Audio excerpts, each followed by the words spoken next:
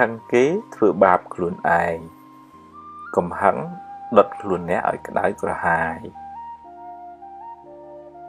មានអ្នករឹងត្អឹងបិទទ្វារការរីកចម្រើន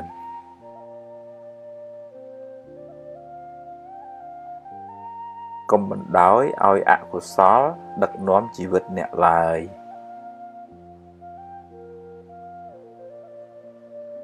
ក្តៅកាយទៅរកទឹកក្តៅចិត្តទៅរកធម៌អន់ចិត្តខឹងច្រណែនស្ដាយភ័យជាមេរោគបំផ្លាញសេចក្តីសុខក្នុងចិត្តអ្នក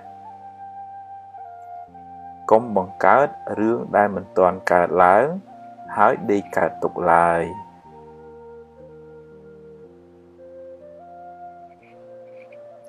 បើចេះព្រមតាមសមត្ថភាពដែលអ្នករកបាន